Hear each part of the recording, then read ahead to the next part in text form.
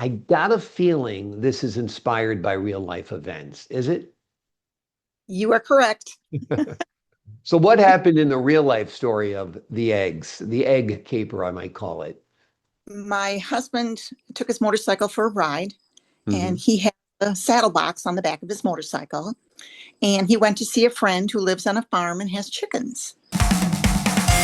You're watching the Spotlight Network, starring Hollywood's newsman, And if you were just Logan trying to Crawford. investigators, they now believe a single member. He works with TV and film legends.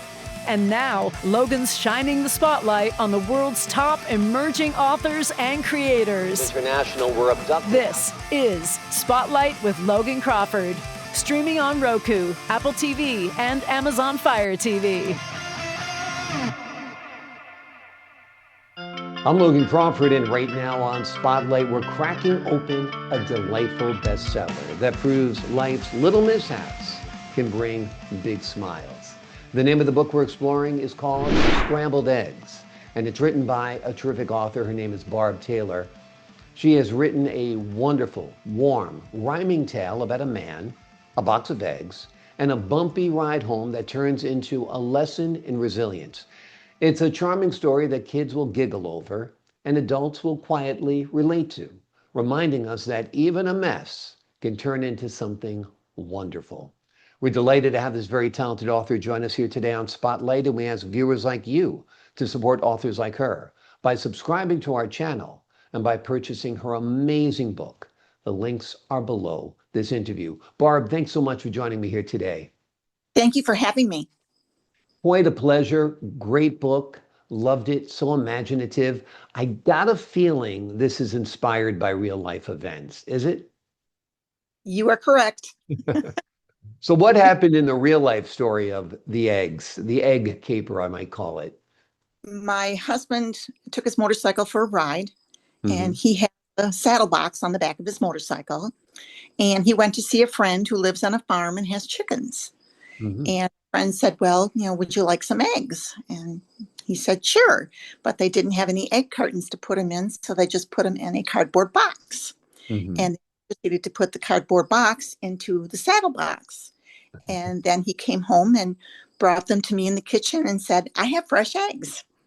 And I so proceeded to sort eggs and clean mess. Amazing. It's amazing that he thought that this was going to be okay. But oh well, it's a thought that counts, right, Barb? He Yeah. did end up with good desserts out of it. Exactly. And our husbands, we husbands tend to get into trouble with the wives anyway, so it's hard to avoid. Not your guy? Once. Okay. Awesome, awesome. So tell us how you took that real life adventure and turned it into a children's story. Well, I like to write poetry. Hmm. And so I sat down and I created a list of the sequence of events. And then I started looking for phrases and words that rhymed.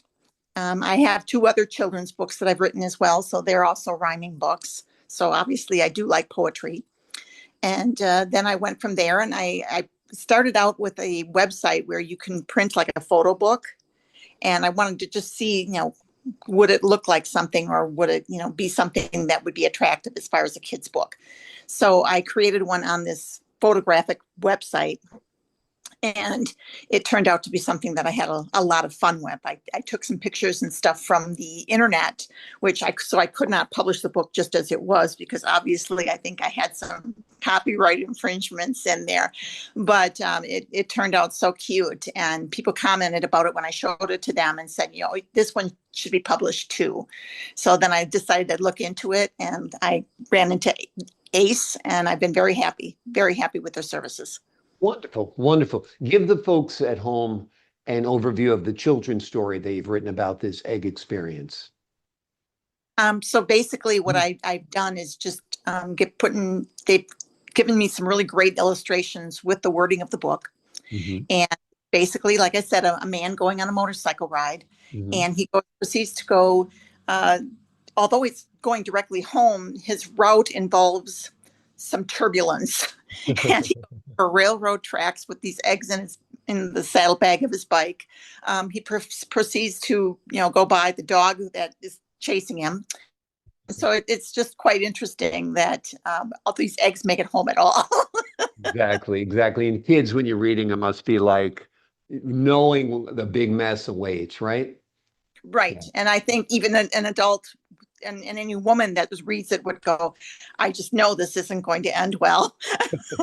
Exactly. As soon as you told me saddlebags and your husband, I was like, and eggs, I'm like, that doesn't sound like it's going to end well, without a It's doubt.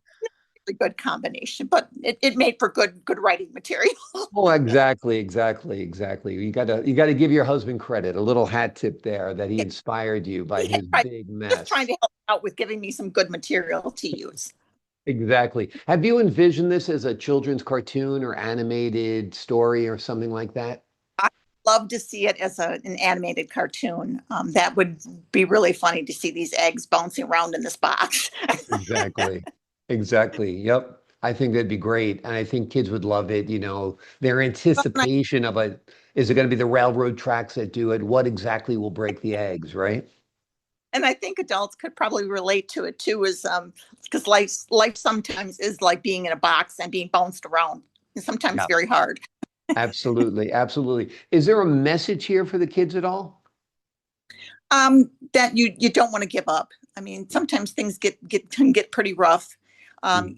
for adults and kids, and we tend to look down on ourselves or look down on someone else, and that's really not the case. We're all in this together, and we need to smile more. We need to find a little bit more humor, but we also need to treat each other with kindness and patience.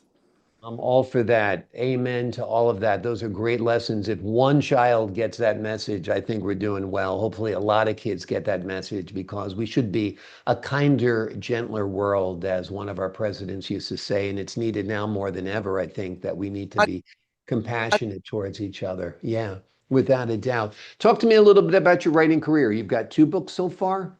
yes, I do. The first one was a birthday book called The Birthday Ball. And Hmm. it's a story that evolved between a dolphin and an octopus Hmm. and a party. It basically was a story I made up for my son at bedtime one night when he was 8. Uh-huh. He is now 42, So it's a little while ago. a little while ago. Yeah. Back in 2012, I did the same thing. I created this book on a photographic website, a book to make a photographic book. And I gave each one of my kids a copy of the book for Christmas. And for some reason, it resembled a pizza box. So they all thought that they were getting pizzas for Christmas. But then when they opened it, I was kind of taken back because my son looked at me and said, "Is this supposed to mean something, Mom? Are you trying to tell me something?" Amazing. It was a crazy story about a dolphin and a octopus. The dolphin has a birthday party, invites all his friends, and although the octopus and the dolphin are very close friends, the octopus steals something from the dolphin after the party, and so they have a very tempestuous relationship, and they end up apologizing to one another and become friends again.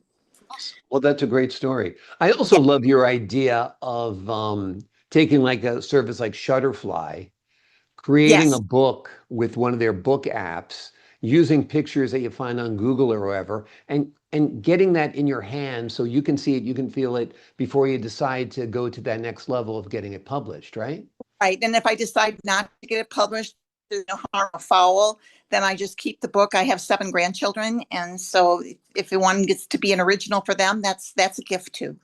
Yeah, absolutely. Yeah. I think it's one of the most clever ideas I've heard from a writer in a long time. And I talk to writers all the time. So you Okay. should be very proud of yourself. That's great. That's great. What's The it like next book, reading? oh, I'm Go ahead. sorry.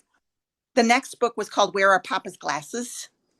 Oh, that And could be my story too. I keep about 40 of these around so I can find them because I can never find my glasses. Literally, I have dozens of eyeglasses everywhere. So wherever I reach, because without these, I see nothing. So, but I anyway, went tell us about your story. because I can wear mine all the time. I can't lose them when they're sitting on my face. Ah, that's good. That's good. But so this was based on a time in my life when things were a little bit helter skelter. My daughter was a single mom and she moved back home with her son. So I didn't feel like we were finding anything, let alone glasses. And so this kind of came out as an attempt to find humor in the situation. So the story is again called Where Are Papa's Glasses, but it's a real play on my husband and the glasses and the type of work that he does. The illustrations clearly indicate he's a very handy man, and he's looking for his glasses, which we do a lot. Awesome, awesome. That sounds great. Yeah, exactly. Honey, have you seen my glasses? No, I can't have enough pairs. So that book will resonate with adults and children, no doubt. You also have your built-in market testers there. You've got 7 grandkids, so it must be fun to read these books to the kids, right? Oh, absolutely. Although the 20-year-olds and the 18-year-olds don't really appreciate them too much anymore. Amazing. How is it that grandkids become 20 years old? Isn't that mind-blowing? Um, well, it really just means that I'm old too. You know what? My mom had the best saying. She said, everybody around you gets old, you stay the same. So I don't think you're aging. You got a lot of life, a lot of energy, a lot of pizzazz, and a lot of laughter in your heart and in your face. And you're doing great. So don't feel like you're getting old, and you're still producing great things like this wonderful book that we've been talking about today. One of several books that Barb has written. The one we focused on mainly is Scrambled Eggs. It is a heartwarming reminder that life's little bumps can lead to something good. It's a fun, thoughtful read for kids and adults alike. Barb, thank you so much for joining me here today. Thank you so much for having me, giving me this opportunity. I appreciate it. It's been a great pleasure. You took this opportunity and you ran with it because you did a wonderful job here today. To the folks at home, I'm Logan Crawford, thanking you for your time this time. Until next time on Spotlight.